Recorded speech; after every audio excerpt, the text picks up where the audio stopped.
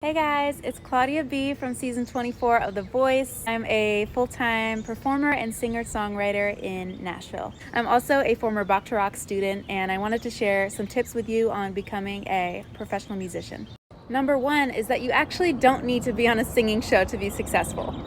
These shows are an amazing way to elevate your career, but they really don't have to be the building block which you're starting from. So here are my top tips for you if you're just starting out.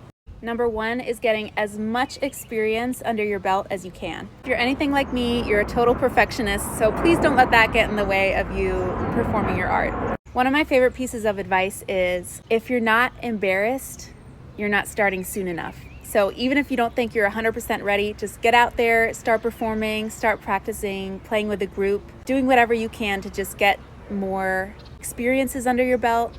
Number two, I would solely focus on learning to songwrite, write the best music I can, find my own voice lyrically and vocally. For me, Bach to Rock McLean and my mentors there were a huge part of what helped me gain that experience, push me out of my comfort zone, and learn almost everything I needed to get started. So I hope this helps you, and best of luck on your journey.